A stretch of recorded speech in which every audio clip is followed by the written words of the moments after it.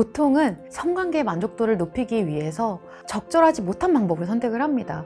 근데 다 통용되는 방법이다 보니까 그게 적절하지 못한 것인지 잘 몰라요. 다시 시작을 해야 합니다. 자위는요, 훗날 성관계에서 성적인 집중력과 성감을 발달시킬 뿐만 아니라 자위가 끝난 후에 감정적인 힐링까지 이루어지도록 만듭니다. 심지어 여성의 이러한 자위는 실제 성관계와 유사한 에너지를 만들어요. 이 남성 여러분에게는 손도 있고 입도 있고 도구도 있습니다. 그러니까 이제 의지와 마음만 있으면 되는 것이죠. 여성분들 같은 경우에는요, 중년 이후에 성관계에 대한 만족도가 떨어질 경우에 스스로 노력한다 하시고 자위를 적극적으로 한다는 분들이 많은데 이것도 괜찮은가요? 자위는요, 중년 이후가 아니더라도 성관계의 만족도가 떨어지지 않더라도 주기적으로 하는 것이 좋습니다. 남성과 여성 모두 마찬가지입니다.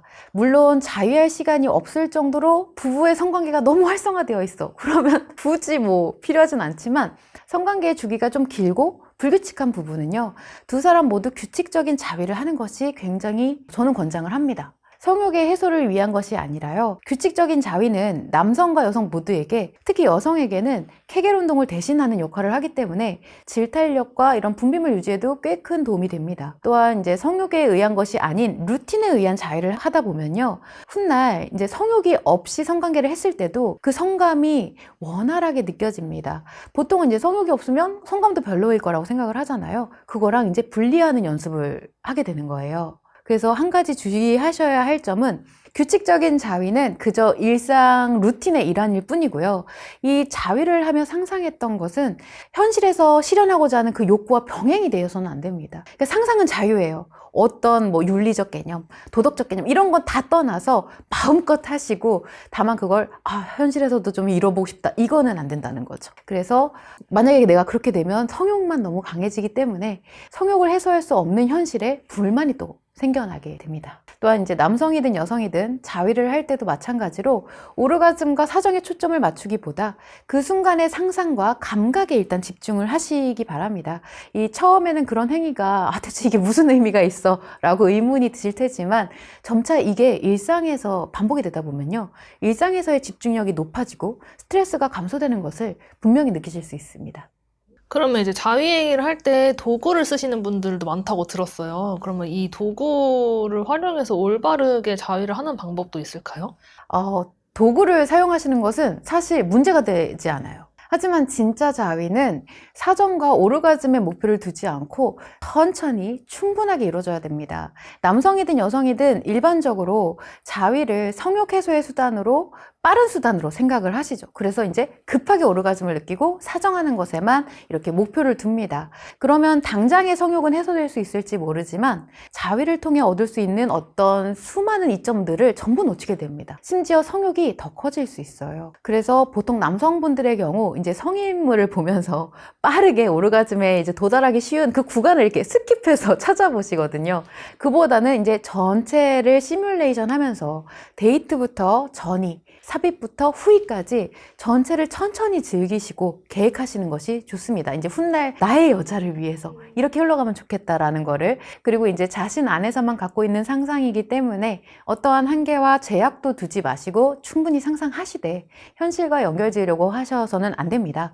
충분히 만족한 뒤 완전히 스위치를 내리고 일상으로 전환을 해야 됩니다. 또한 이제 한국 여성들의 경우 자위에 대해서 스스로조차 좀 관대하지가 못해요. 여성들이 자위를 하면 어떤 성욕이 강하고 색을 밝힌다라는 그런 불건전한 여성으로 여기는 사회적 인식 때문입니다. 사실 이것은 굉장히 낙후된 프레임이에요. 그래서 여성들은 온전히 자신만의 공간과 시간, 그 안에서도 자유를 마음 놓고 충분히 즐기지를 못합니다. 빠르게 오르가즘에 이르려고 이제 클리토리스만 자극을 막 하고 끝내는 경우가 허다해요. 그런데 이 여성은 남성과 다르게 전이와 성관계의 상황만 놓고 집중적으로 상상을 하는 것이 좋습니다. 남자랑 좀 다르죠. 남성은 데이트부터 이제 전체를 그려야 되는데 여성은 딱 그 성관계의 상황을 그리는 거예요. 여성은 남성보다 성적인 상상력이 많이 부족합니다. 그래서 상상 속에서도 행위보다는 상대의 어떤 표현과 분위기에 좀 더 집중하는 경향이 많아요. 피디님도 아시겠지만 이렇게 그가 나 이렇게 그윽한 눈빛으로 쳐다봤어, 이런 거에 집중하지 그가 어떤 각도로 삽입했어 이런 건 없잖아요. 맞아요. 그렇죠? 근데 이제 자위를 할 때는 구체적인 행위, 도구, 방법 등을 떠올리면서 전신을 스스로 이렇게 애무하는 것부터 다시 시작을 해야 합니다. 이런 자위는요, 훗날 성관계에서 성적인 집중력과 성감을 발달시킬 뿐만 아니라 자위가 끝난 후에 감정적인 힐링까지 이루어지도록 만듭니다. 심지어 여성의 이러한 자위는 실제 성관계와 유사한 에너지를 만들어요. 남성은 그렇게까지는 못 가거든요. 근데 여성은 감정적인 풍요로움이 자위를 통해서 만들어질 수 있어요. 그래서 실제 성관계와 유사한 에너지를 만들면서 일상에서도 활력을 자아냅니다. 충분히 오래 깊게 진행할 것을 권장드립니다. 근데 이게 그 남성들이 패티시라고 하잖아요. 자기가 네네. 본 거를 이제 실제로 하고 싶어 하는 그 비율이 여자보단 높은데 이게 시각과 분위기 그것과 또 좀 연관이 있나요? 사실 그거는 감각기관 때문이기도 하지만 그런 기분이 일시적으로 작용하는 것이기도 하지만 더 중요한 것은 남성들이 기본적으로 성을 실천하려고 하는 것이 강하기 때문이에요.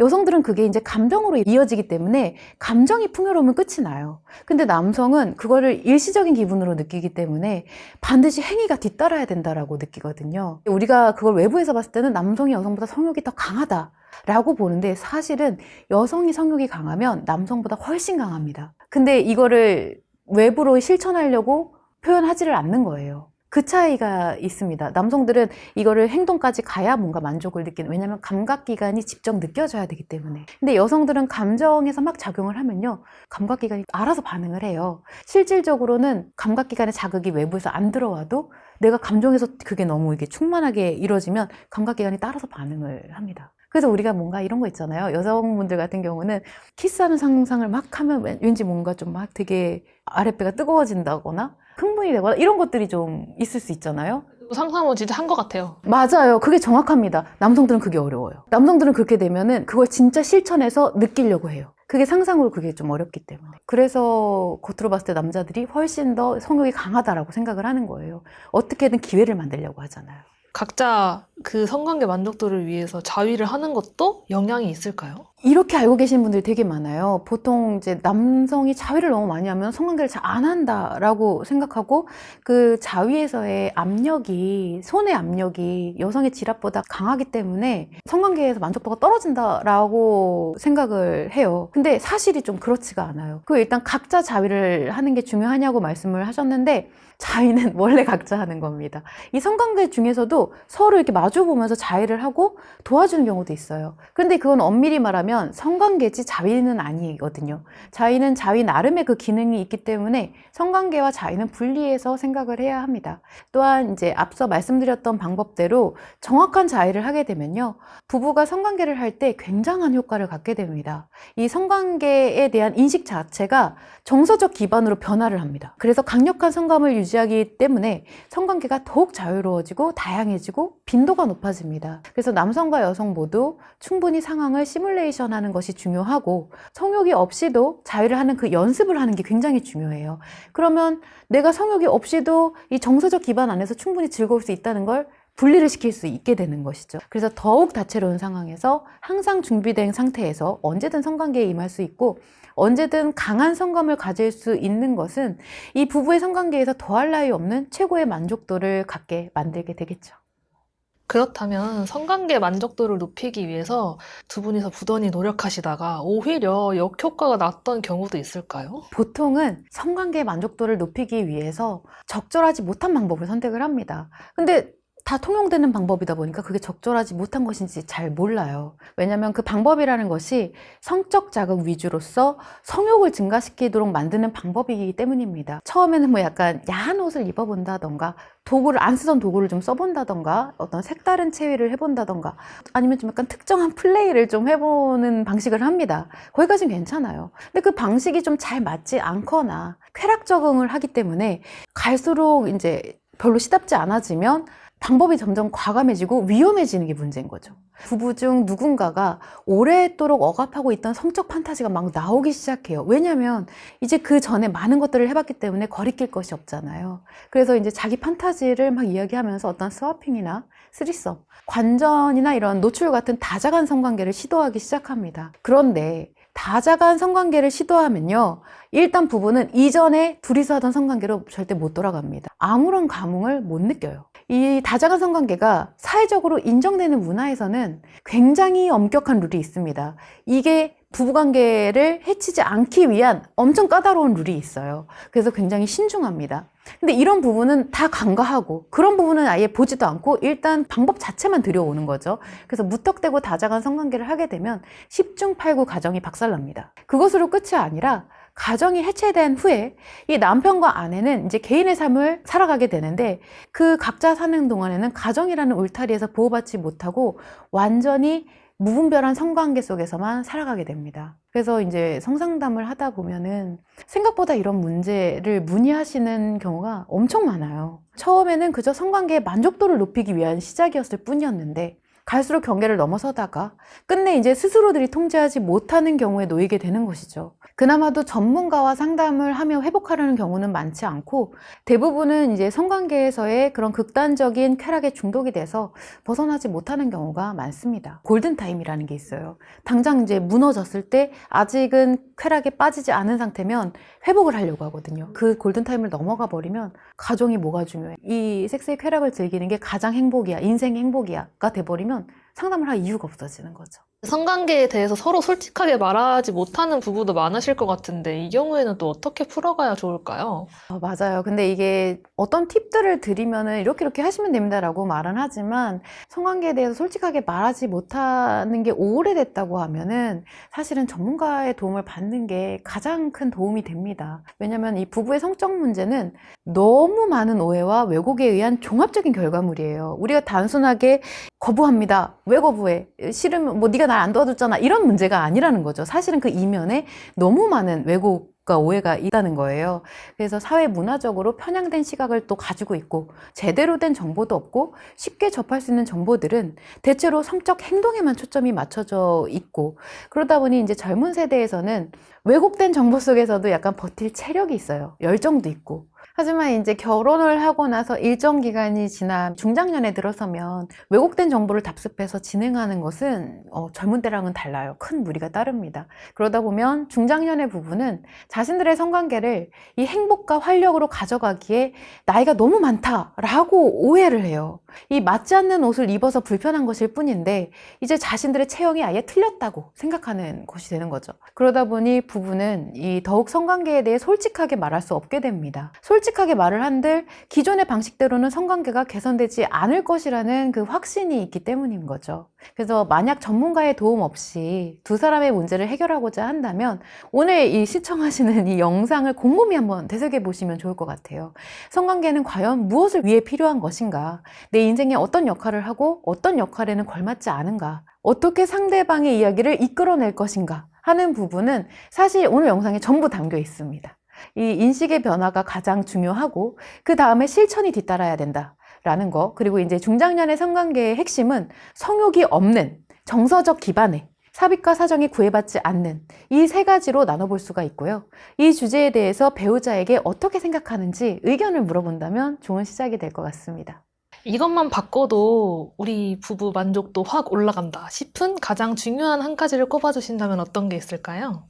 이거는 이제 기술적인 부분들에 있어서는 사실 어디서든 찾아보실 수 있죠. 뭐 필승법 이런 거 있잖아요.